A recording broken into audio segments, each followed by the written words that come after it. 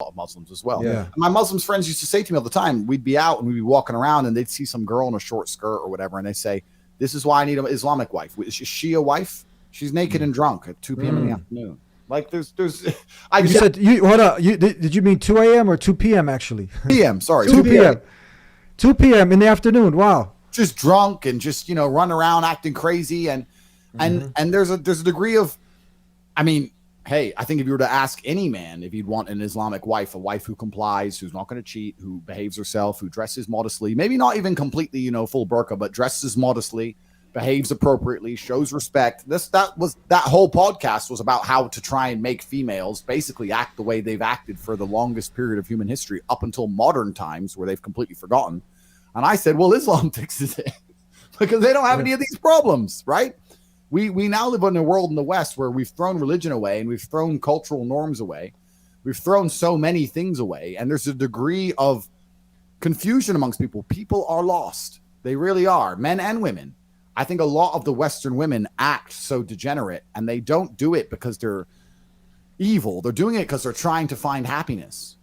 And they can't find it, right? And they think, oh, maybe a new man's happiness, maybe drinking alcohol is happiness, maybe taking drugs is happiness. And if you don't ever find a higher purpose, you're just going to degenerate in a spiral downwards. And that's kind of what's happened. And now we're in a situation where in the West, a man can't find a wife worth having.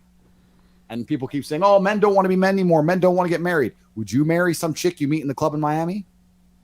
like you'd be a fool. Like I won't.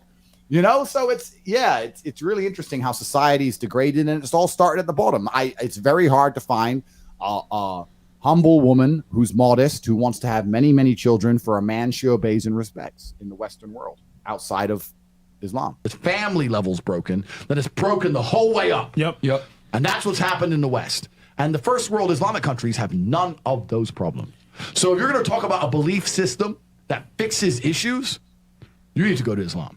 And I will say this that will fix everything. I just have even though I wouldn't identify as Muslim, I have absolute respect for the ideology, respect for the mentality, respect for the warrior aspect of it.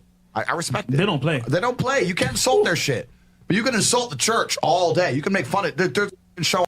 True again, no? Yeah. And there's a lot of depth to what you're saying. Absolutely. Yeah, and what's the point of a belief system if it doesn't maintain society?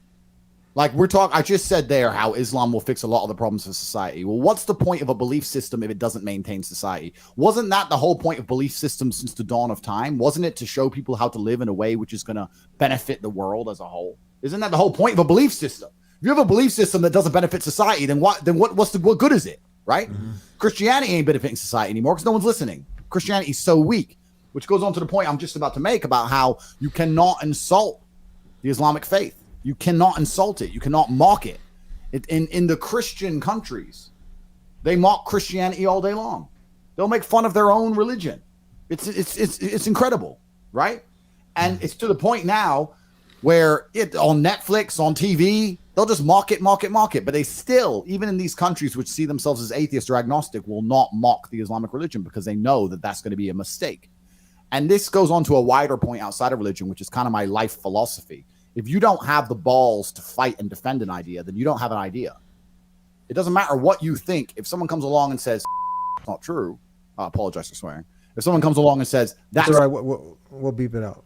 If someone comes along and says, that's not true, and you're not prepared to stick up for yourself and defend your idea, then it doesn't matter anymore. If I say 2 + 2 is 4, and someone comes along and says 2 + 2 is 5, and he's about to hit me and I'm scared of him, then he becomes right. Might makes right to a degree. If you're not prepared to defend an idea, you don't have an idea. So if you're not prepared to defend a faith, you don't have a faith.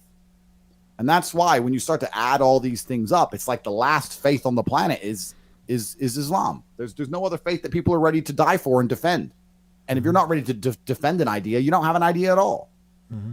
And for those people who are tuning in who are not acquainted, there's a lot of people who are Muslim watching this program, but we get a lot of not yet Muslims out there. And Islam simply means to gain peace, to acquire peace, purpose in life by submitting your will to the one creator of the heavens and the earth, God Almighty. In Arabic we say Allah. In Aramaic, the language Jesus spoke, he would say Allah, Eloh. This is simply the one creator of the heavens and the earth. Now you mentioned in one of your talks, you talk about Will Smith and some of